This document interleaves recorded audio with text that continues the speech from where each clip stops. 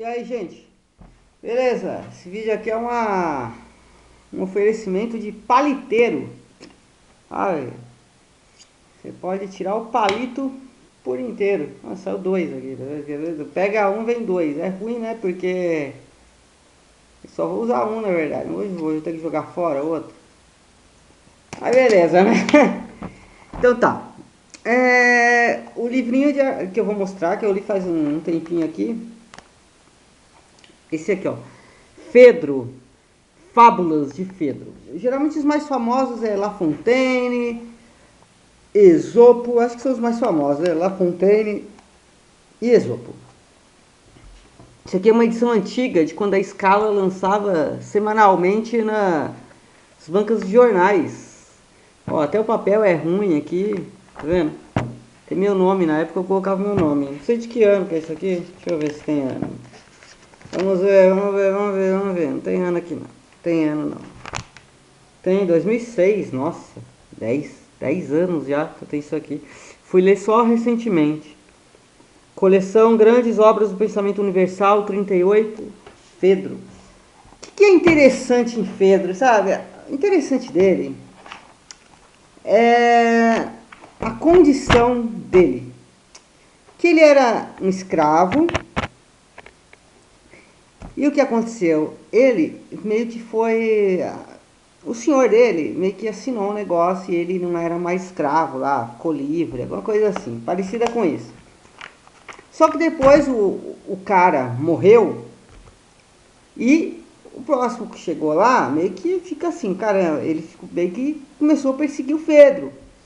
E o Fedro era, que nem meu avô fala, fogo na cirola, meu vodrasto fala, porque ele gostava de cutucar os poderes que tinham lá, gostava de falar das posições políticas, né, de poder, das questões de trabalho, questões sobre puxa-saco. Então, o Fedro ele é muito próximo de pessoas do cotidiano, pessoas que nem a gente, sabe?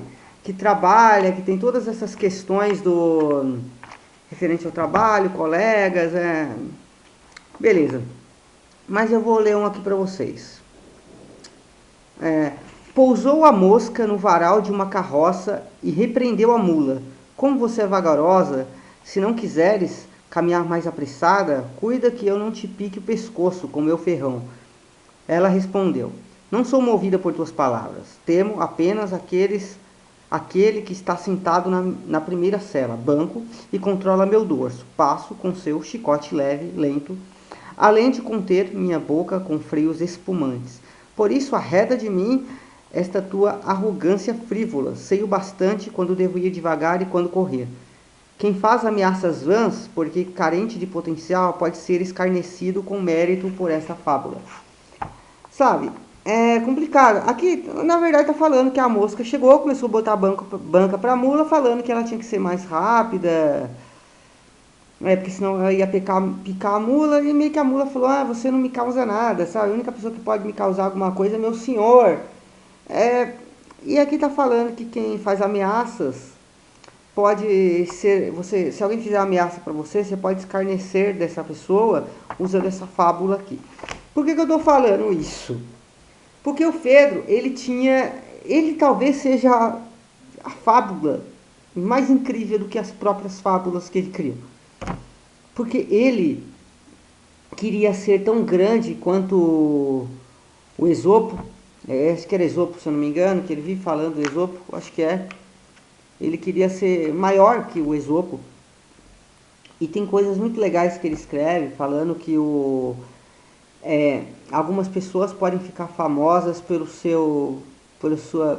são valorizadas por sua fama, por seu nome, por seu título, por seu sangue, mas as pessoas realmente valorosas são reconhecidas pelo brilhantismo do seu trabalho, por sua inventividade, sabe? Ele fala isso porque ele, por ser um escravo ou ex-escravo, estava nessa posição de ver o Esopo, eu acho que era Esopo, o Esopo engrandecido, virando estátua, etc. Já tinha virado estátua, né, engrandecido, todo mundo falando das fábulas dele. E ele tinha essa ambição, só que ele é latino, ele era latino. E, né, numa cultura que a gente tem, numa cultura iletrados ou de analfabetos funcionais, embora a gente está entrando numa era de analfabetos disfuncionais, né? Porque o mundo tá uma merda, né? Então ele tinha essa sacada, ele tentava ter esse lugar ao sol. Tanto que o estudo que tem sobre ele, quase 30 páginas, é bem mais legal, sabe? É muito mais interessante. Ele fala que ele tem qualidade como outro qualquer, que um dia os latinos vão reconhecê-lo e de repente ele vai merecer uma estátua tanto quanto Esopo. No geral, as fábulas dele são banais, são comuns. Eu não vi muita coisa interessante, eu não vi. Vez ou outra aparece alguma coisa, sabe? Tem uma que é muito famosa. Deixa eu ver se eu acho alguma aqui. Vamos ver aqui, ó. O Cão Fiel. Não é esse famoso, mas vamos ver. O Cão Fiel. O que se faz, de repente e de modo generoso, é bem aceito pelos tolos, mas apresenta ardis inúteis para os atilados.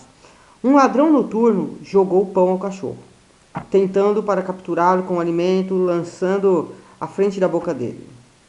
Aquela história, né? Do ladrão vai assaltar algum lugar e joga um pão pro cachorro, né? Olá, diz o cão. Antes do mais, queres trancar minha boca para não ladrar em favor da propriedade do meu senhor? Enganas-te redondamente.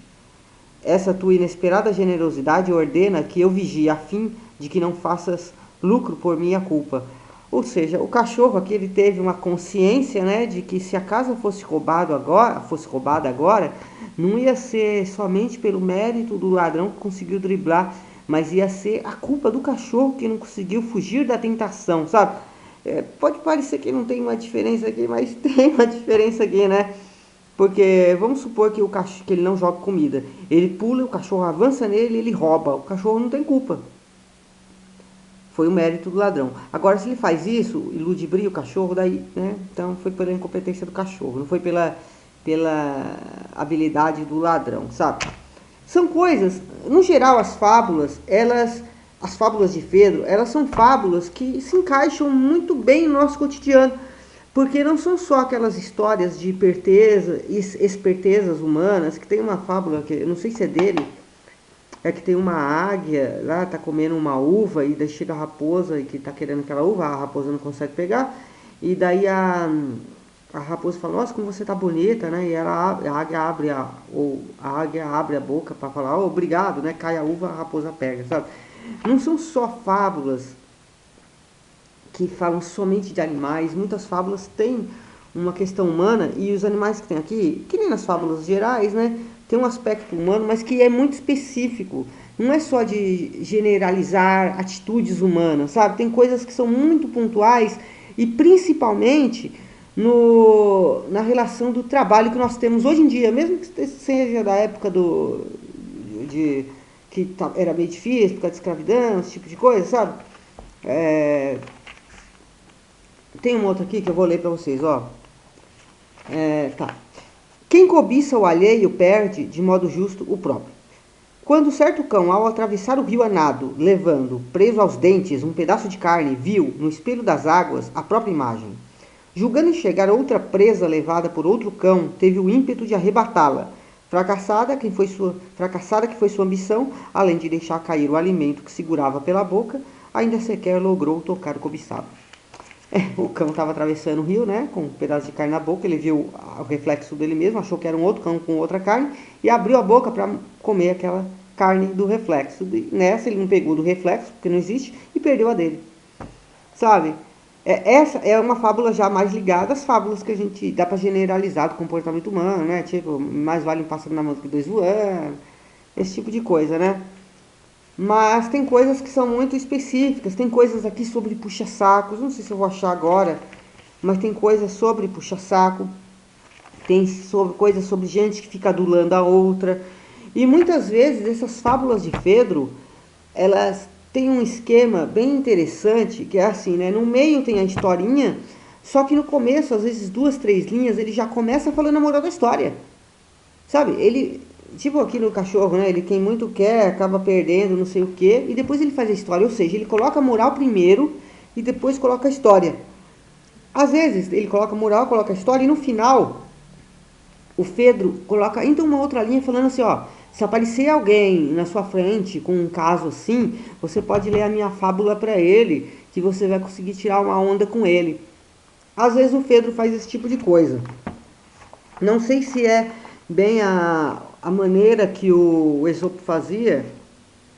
Tem uma coisa interessante aqui. Às vezes ele coloca o Esopo como o personagem das fábulas dele. Ele fala, ah, isso aqui foi Esopo que disse. Ou às vezes ele fala, ah, o Esopo diria alguma coisa parecida, sabe?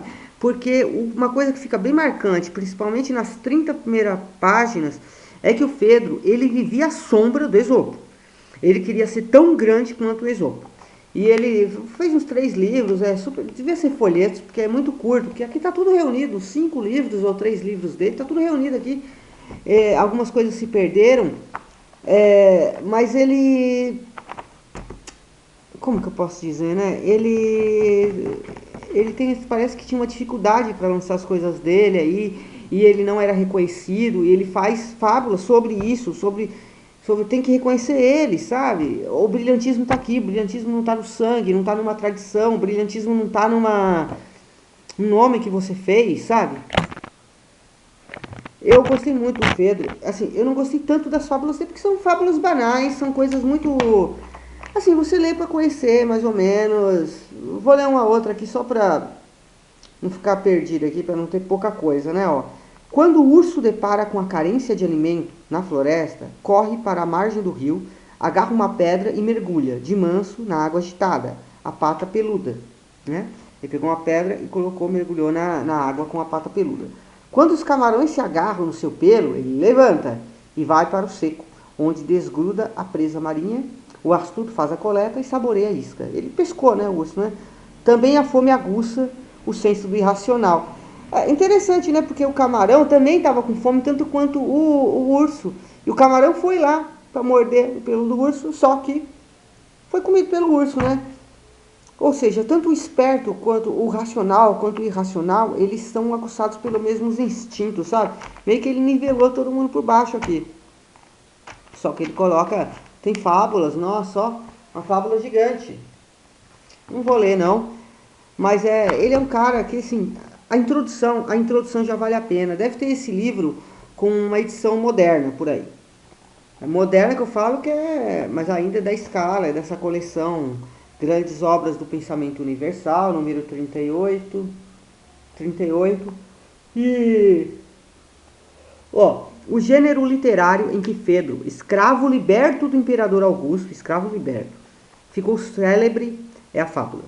Tanto no passado quanto na modernidade, os especialistas na produção literária de fábula são poucos. Entre os nomes de maior notoriedade citam-se Esopo, Fedro, Gualtiero Angélico, La Fontaine, Trilussa e Anou. Eu acho que os mais famosos e fáceis de encontrar é o Esopo e La Fontaine. O Fedro não é tão fácil de encontrar, não. A tradição pedagógica erigiu a fábula em pábulo cultural para a criança. Essa exclusividade, no caso de Fedro, empobrece o idealismo acendrado de sua arte definida por Estácio, no século VI. Qual discurso que extrai da fala dos irracionais uma exortação para o agir dos homens? Eis o que mais encanta em Fedro. É um educador que, inconformado com a corrupção moral reinante, sente-se vocacionado pelos deuses para remarcar a senda que realmente dignifica a racionalidade do ser humano. O Fedro é um escravo coxinha, sabe? Ele gosta muito de moral da história, de dignidade, de não sei o quê, sabe? Então, às vezes ele enche o saco com isso aqui também. A espontaneidade graciosa com que Fedro articula o cenário da vida com a presença falante de animais e de aves agrada pelo estilo leve e colorido. Aquela fantasia fértil do autor que, mediante a jocosidade das metáforas, acorda o senso analítico e crítico, distrai, instrui e agrada pela naturalidade sem artifícios. Eis porque a leitura deste opúsculo de Fedro é de todo recomendável. Geralmente é uma coisa das fábulas mesmo, eles querem ensinar valores, esse tipo de coisa, né? Os contos de fadas também fazem isso, só que um pouquinho mais tenebroso. O Fedro são só lições de moral mesmo, ou estudos sobre a moral, sobre esperteza, sobre gente enganando outros. E o Fedro, pelo menos que eu já vi do La Fontaine, de Esopo, o Fedro traz Embora eu não acredito que ele seja tão inventivo assim quanto os outros, criativo, embora ele se ache muito criativo, ele fala que esse é uma das grandes qualidades dele, eu não acho que é. Ele ganha pela relação que ele faz para a gente, hoje em dia, com o mundo do trabalho, sabe? Esse ambiente de puxa-saco, de fazer o seu serviço, de ter patrões, de ter líderes, de política, etc. É como se o Fedro fosse um fabulista que às vezes se utiliza de animais, mas de uma cidade, de uma grande cidade, de uma sociedade já civilizada com esses níveis que a gente tem de emprego, de trabalho, de chefe. Não é tanto assim a parte ambiental dos animais e apenas a moral dentro do comportamento humano. É isso, mas tem bem esse contexto que é político e de desigualdades sociais. Também, né, um ex-escravo, um escravo liberto, é, é fantástico, porque essa introdução de 30 páginas sobre o Fedro é incrível, a vida dele, as coisas que ele fala sobre ele, o que ele almeja quanto escritor. E hoje em dia que voltou a explodir esse boom dos microcontos ou minicontos, né? Muita gente fazendo microcontos, minicontos e até bons. As fábulas, de repente, são o que há de melhor aí para a gente poder ler alguma coisa clássica, para poder entrar nesse tipo de mentalidade de narrativa curta, com uma história, começo, meio e fim, uma moral, tudo, sabe? Porque, querendo ou não, as histórias pequenas, elas caem nesse lugar de uma moral, de uma coisa de honra, dignidade, etc. E o Fedro talvez seja o mais urbano de todos eles, embora se utilize também de animais. Mas é isso, eu precisava mesmo fazer esse vídeo sobre as fábulas de Fedro, porque muito se fala de Esopo, de La Fontaine, e é difícil encontrar isso. Eu acho que a nova edição que tem até a orelha e o papel é melhor. Mas eu comprei em 2006 e é muito curioso, sabe? Você entende a história, como funciona a vida dele, como é ser um escritor de fábula vivendo à sombra de grandes fabulistas. Então é isso, Fedro Fábulas. Falou, até mais, é muito bom mesmo. Falou.